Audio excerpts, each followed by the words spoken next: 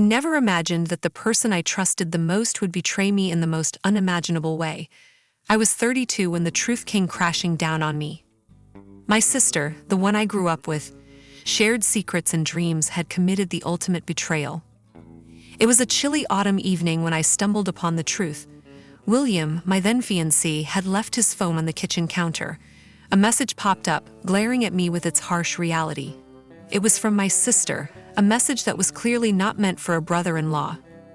My heart sank as I read the words, "I miss you. Can't wait for our little family to be complete." Confronting William was a blur of tears and disbelief. Why her? Why my sister? I remember asking, voice trembling. William couldn't meet my eyes. It just happened. "I'm sorry, I never meant to hurt you," he muttered. The apology sounded hollow, a feeble attempt to mend a wound too deep. The pain was unbearable, but what came next was even worse. It was a confrontation I had dreaded, but I couldn't avoid. I went to my sister's house, my mind swirling with anger and hurt. The door opened, and there she stood, her eyes betraying a flicker of guilt. "Is it true?"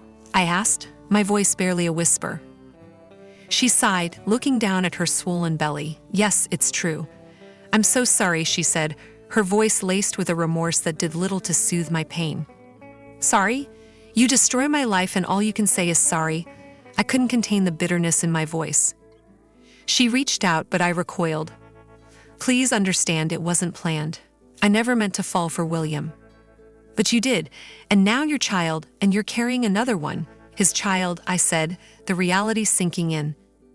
The conversation that followed was a blur of tears, excuses, and apologies, none of which could undo the betrayal. I left her house with a heavy heart, knowing that our relationship could never be the same again. I had lost not just my fiancé, but my sister too. In that moment, I made a decision. I would cut her out of my life completely. She had broken the sacred bond of sisterhood, and there was no turning back. The weeks following the revelation were the hardest of my life. The betrayal left a gaping hole in my heart, one that seemed impossible to heal. I was engulfed by a mixture of anger, sadness, and an overwhelming sense of loss. It wasn't just about losing William. It was the profound betrayal by my sister that cut the deepest. I remember the day I decided to cut ties. It was a decision that felt both heartbreaking and necessary. My family had gathered at our parents' house, a place that once felt like a sanctuary of warmth and love, now tainted by the betrayal.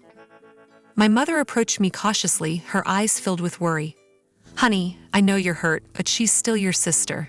Maybe with time." I cut her off, the bitterness evident in my voice. "No, Mom, there's no maybe here. She's not my sister anymore, not after what she's done." My father, usually a man of few words, placed a comforting hand on my shoulder. "We understand your pain, but she's family. Family sticks together." I shook my head, tears brimming in my eyes. "Family doesn't do what she did. She made her choice, and now I'm making mine. I won't have her in my life anymore." My parents exchanged a sorrowful glance, the weight of my words hanging heavily in the air. I stood up, feeling the need to assert my decision further. "I expect everyone to respect my choice. I don't want to hear about her. I don't want to see her, and I certainly don't want her to be a part of my life in any way." My mother reached out, her voice trembling. "But she's your sister." I interrupted, a firm resolve in my tone. "She was my sister. She's nothing to me now." The room fell silent, the finality of my words settling like dust. I walked out of that room knowing I had closed a significant chapter of my life. It was more painful for my family to witness this rift, but for me, it was a necessary step to move forward. As I drove away from the house that day, I felt a strange mix of relief and sorrow. I was leaving behind a part of my life, a part of who I was. But I knew deep down it was the only way to heal, to rebuild myself from the ashes of betrayal. 2 years had passed since the day I decided to sever ties with my sister. Life, as it tends to, moved on in its unpredictable rhythm, leading me to paths I never imagined I would tread. Among these was meeting James, the man who would eventually become my husband. James and I met at a mutual friend's party. I wasn't keen on attending, still nursing the wounds of my past, but something about that evening felt different. It was there, amidst laughter and casual chatter, that I saw James for the first time. He had a kind smile and eyes that seemed to understand the world in a way few did. We hit it off instantly, talking for hours. It was during one of our deep conversations that I decided to open up about my past. I had a pretty rough breakup. I started hesitatingly. My ex-fiancé and my sister, they betrayed me in the worst way possible. James listened intently, his expression one of understanding rather than pity. I know something about betrayal myself, he shared. My brother, believe it or not, had a habit of getting involved with my exes. I guess some siblings just don't understand boundaries. There was comfort in finding someone who understood the pain and complexity of such betrayals. Our shared experiences drew us closer, and before we knew it, we were inseparable. Our relationship blossomed into something beautiful and solid.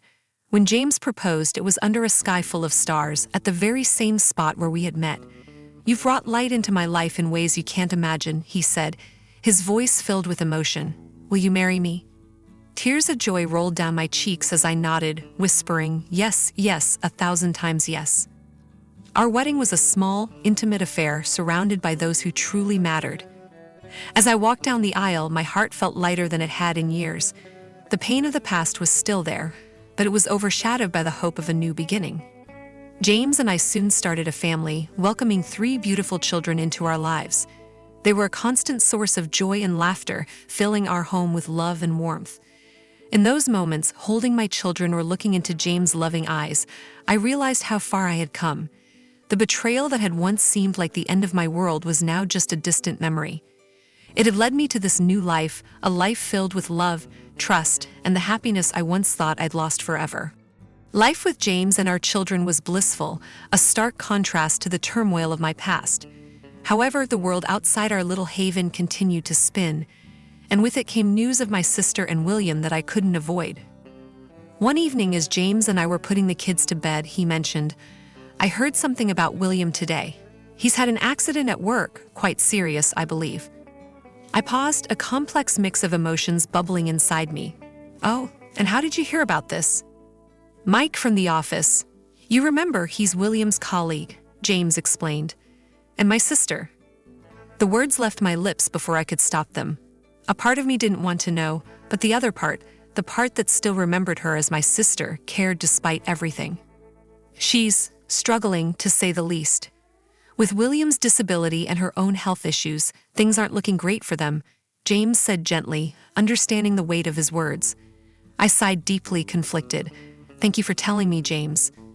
The news of their hardship stirred something in me. Despite the pain and betrayal, I couldn't completely erase the fact that she was once my sister, someone I loved and cared for. But the wound was still there, a reminder of the line she had crossed. A few days later, my mother called. I could sense the hesitancy in her voice. "Dear, I know you don't want to hear about her, but your sister is in a bad place right now. And with William's condition, they're struggling to even feed the girls." "Mom, I started, my voice heavy with unspoken emotion. "I'm not asking you to forgive her, just maybe there's something you can do. For the girls' sake. They are your nieces after all," she pleaded softly. I felt a tug at my heart, thinking of the innocent children caught in the middle of this mess. "I need to think about this, Mom. I can't promise anything." After the call, I sat down with James, pouring out my conflicted thoughts. They're innocent in all this, James, the kids, but helping them means opening a door I've closed a long time ago. James took my hand, offering a comforting squeeze. "Whatever you decide, I'm with you. But remember, you don't owe them anything. Your first responsibility is to yourself and to our family." His words were a balm, a reminder of the new life I had built, a life that was far removed from the shadows of my past. I lay awake that night, pondering over a decision that felt impossible to make. My heart ached for the children, but was it enough to risk the peace I had fought so hard to find? The dilemma of whether to help my sister and her family weighed heavily on me. James noticed my unrest and often asked if I was all right, but I found it hard to articulate the storm brewing within. One evening, as we sat down for dinner, the phone rang. It was my father this time. His voice was weary, a tone I wasn't accustomed to hearing from him. "Your sister and William are in a tight spot. They asked if we could take in the girls for a while," he said. I felt a knot form in my stomach. "And what did you say?" "We're considering it, but they also asked if you and James might help." I was silent for a moment, digesting his words. Dad, I don't think I can do that. There was a pause on the other end. I understand, but they are just kids. They shouldn't suffer for their parents' mistakes. I know, Dad, I know. But it's not just about the kids. It's everything she did, everything she took from me, I replied, my voice strained with emotion. We just thought, maybe for the sake of family. Dad, some wounds are too deep. I'm sorry, I can't. I hung up, feeling a mix of frustration and guilt. James reached across the table, covering my hand with his. It's okay to say no. You've been through a lot. I nodded, grateful for his support but still tormented by the decision. A few days later, my sister reached out directly, a message appearing on my social media. Her words were desperate. I know what happened between us, but I need you. The girls need you. We're family after all. I stared at the screen, her words echoing in my mind. Family. That word had lost its meaning when she betrayed me. I replied, my fingers typing with a resolve that surprised even me. What we had as family ended a long time ago. I'm sorry, but I can't help you. She responded quickly, a hint of bitterness in her words. How can you be so cold? They're just kids. And they have their parents and grandparents. I have my own family to think about, I wrote back, my heart racing with a cocktail of emotions. The exchange left me drained. It was one thing to say no to my parents, quite another to deny my sister directly. But I knew in my heart it was the right decision. My loyalty was to the family I had built, the family that stood by me when my world fell apart. That night, as I tucked my children into bed, their innocent faces a stark contrast to the complexity of the adult world, I knew I had made the right choice. My duty was to protect them, to ensure their world remained unscathed by the shadows of my past. Despite my clear message on social media, my sister refused to take no for an answer. A few days later, she tried to contact me again, this time through a more direct approach. I was in the kitchen preparing dinner when I heard the familiar tone of an incoming video call. Hesitantly, I accepted the call, and there she was, my sister, her face worn with stress and worry. Please, I'm begging you. We're at our wits' end here. William can barely move, and I'm struggling to keep up with everything, she pleaded, her voice cracking with desperation. I took a deep breath, trying to steady my racing heart. I told you already, I can't help you. I'm sorry. But we're sisters, she insisted, tears welling up in her eyes. Remember how we used to dream of our future together? How we promised to always be there for each other? That was a long time ago, before you made your choice, I said, my voice steady despite the turmoil inside me. She was silent for a moment, then said, It's not just about us anymore. It's about the girls. Don't they deserve a chance? I felt a pang of sympathy, but it was quickly overshadowed by the memories of betrayal. They do deserve a chance, but not at the cost of my family's peace. You have other people who can help. She sobbed openly now, her face a portrait of anguish. I never meant to hurt you like this. I was just lost. We all make choices and we have to live with the consequences, I replied, my voice firmer than I felt. The call ended with her in tears and me in a state of emotional exhaustion. I turned off my phone, not wanting any more intrusions into the life I had painstakingly rebuilt. James found me sitting at the kitchen table, my head in my hands. Are you okay? He asked, concern etched on his face. I looked up at him, grateful for his presence. It was my sister. She's trying to guilt me into helping them. He sat down beside me, taking my hands in his. You don't owe her anything. You've suffered enough because of her actions. It's okay to think of yourself. I nodded, drawing strength from his words. That night, as I lay in bed, I realized that my sister's pleas had only strengthened my resolve. I had moved on, and I couldn't let the ghosts of my past disrupt the life I had so carefully built. The decision to stay away from her was not just a choice, but a necessity for my own well-being and for the sake of my family. My decision to not help my sister and her family was met with mixed reactions from my family. Some understood my stance, but others, particularly my extended family, viewed it as heartless. The subject came up during a family gathering at my parents' house, a setting that once felt like a refuge but now seemed more like a battleground. As we sat around the dinner table, my aunt, always one to speak her mind, broached the topic. I can't believe you're turning your back on your own niece and nephew. They're just children. I felt all eyes on me, the weight of their judgment heavy in the air. It's not a decision I made lightly. I started trying to keep my voice calm. But there's a lot of history there that can't be ignored. But they are innocent in all of this, my uncle chimed in. Shouldn't they be spared from the sins of their parents? I took a sip of water, buying myself a moment to collect my thoughts. I understand that and I sympathize with them. But being involved with my sister again, even indirectly, is something I can't handle. It's a boundary I've set for my own well-being.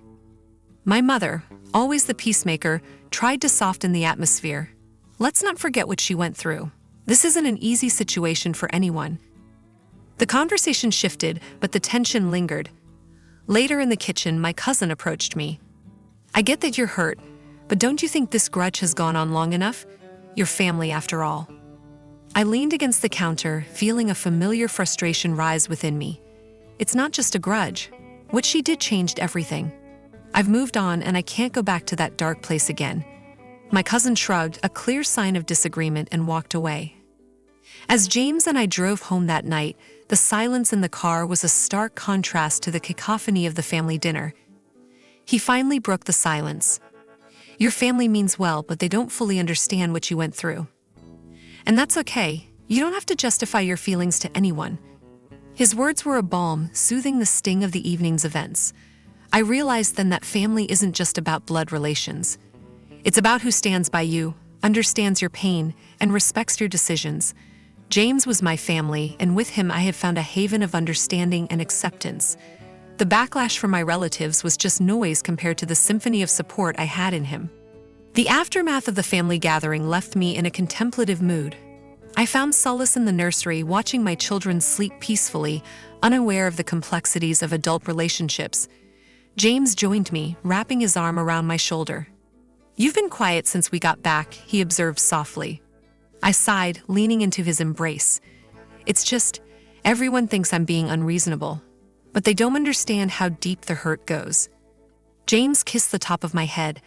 They might never fully understand, and that's okay. You have every right to protect yourself and our family. His words were a reminder of the safe haven we had built together. Yet the family's words echoed in my mind, stirring a whirlpool of doubt and guilt. A few days later, I found myself at my parents' house, helping my mom with some chores. She seized a quiet moment to speak her mind. You know, your sister called me crying the other day, she said, her voice tinged with concern. I paused, the dishcloth in my hand momentarily still. Mom, she's really struggling, and those kids. My mom's voice trailed off, laden with unspoken pleas. I took a deep breath, steeling myself. I know it's hard, Mom, but I have to think about my mental health too. Being around her, even indirectly, would bring back a lot of pain. My mom reached out, touching my hand gently. I understand, dear. I just wish things were different. So do I, Mom. So do I whispered, feeling a familiar ache in my heart. That conversation with my mom stayed with me for days. It wasn't just about making a choice. It was about standing by it, even when it was questioned by those closest to me. One evening, while putting the kids to bed, my eldest asked, Mommy, why don't we ever see Auntie? Her question caught me off guard. Well, honey, sometimes people have disagreements and it's better for them to stay apart. Like when I don't want to play with Tommy because he took my toy. Something like that, I replied, tucking her in. Lying in bed later that night, I thought about my daughter's innocent question. My decision not only affected me but also the perception of my children. It was a sobering thought, but I knew I had to stand my ground for the sake of my own well-being and for the healthy environment I wanted for my children. They deserved a mother who was whole, not fragmented by the ghosts of her past. As days turned into weeks, the initial storm of family opinions gradually settled into a quiet but persistent hum in the background of our lives. Despite the support from James and the joy our children brought, there were moments when doubt crept in, whispering what-ifs and could-have-beens. One such evening, while the kids were at a sleepover and James and I were enjoying a quiet dinner, he broached the subject that had been lingering in the air. You've been distant lately. Is it about your sister again? He asked, his eyes reflecting a mix of concern and understanding. I put down my fork, the truth spilling out. Part of me wonders if I'm being too harsh. But then, I remember the pain, the betrayal, and I just can't bring myself to face her, not even for the sake of her kids. James reached across the table, taking my hand. It's okay to have these feelings. You're human. But don't forget, you made this decision for valid reasons. Your peace of mind is important too. I nodded, grateful for his unwavering support. I know, it's just hard when your own family questions your choices. We can't control what others think or feel, but we can control how we react and how we let it affect us and our family, he said gently. His words were a gentle reminder of the strength I had found in myself and in our life together. The path I had chosen was not an easy one, but it was one that prioritized my healing and the well-being of the family James and I had built. A few days later, during a phone call with my dad, he hesitantly mentioned my sister again. I just thought you should know your sister's been asking about you. She's worried, despite everything, he said softly. I felt a twinge in my heart, but the resolve was still strong. Tell her I'm fine, Dad, but that's all. Please, I don't want any more messages or updates. There was a brief silence before he replied, Okay, I understand. I just hope one day things can be different. Maybe, Dad, but not now. Not yet, I replied, a sense of finality in my voice. Hanging up the phone, I realized that while the past would always be a part of me, it did not define me. My choices, difficult as they were, had led me to a place of growth and newfound strength. I had learned to prioritize my own well-being and that of my immediate family. Though the future was uncertain and the path to forgiveness unclear, I found comfort in the love and stability that surrounded me now. Months had passed since I last heard from my sister. Life with James and our children continued to be a source of joy and stability. Yet, the echoes of the past still resonated, a reminder of the journey I had been on. One sunny afternoon, while watching the kids play in the backyard, James joined me with 2 cups of coffee. He handed me one and smiled. You seem more at peace these days. I took a sip, feeling the warmth of the coffee and his presence. I am. It's been a journey, but I think I'm finally learning to let go of the past. That's good to hear. No matter what, I'm proud of how you've handled everything, he said, his eyes full of admiration. I leaned against him, grateful for his unwavering support. Thanks, James. I couldn't have done it without you. As we sat in comfortable silence, I reflected on the changes within me. The bitterness and pain had faded, replaced by a sense of acceptance and inner peace. It wasn't about forgetting the past, but about choosing not to let it control my present and future. Later that week, while sorting through some old boxes, I came across a photo of my sister and me in our younger days. For the first time in a long while, I looked at it without the sting of betrayal. Instead, there was a recognition of the bond we once shared and an acknowledgement of the separate paths we had taken. That evening, as James and I put the kids to bed, our youngest asked, Mommy, do you have a sister? I paused, tucking her in. Yes, honey, I do. But sometimes, even with family, people grow apart. Will you ever see her again? She asked, her eyes wide with curiosity. I kissed her forehead, a bittersweet smile on my lips. Maybe one day, sweetie. But for now, we have our own happy little family, and that's what matters. As I turned off the lights, I realized how far I had come. The journey through pain and betrayal have led me to a place of strength and resilience. My family, James and our children, were my anchor, my source of unconditional love and support. Lying in bed that night, I felt a sense of closure. The chapter of my life involving my sister would always be a part of my story, but it no longer defined me. I had moved forward, not just moved on, and in doing so, I had found a deeper understanding of myself and what truly mattered in life. My heart was at peace, knowing that the future held promise and hope, and I was ready to embrace whatever came next, with my loving family by my side.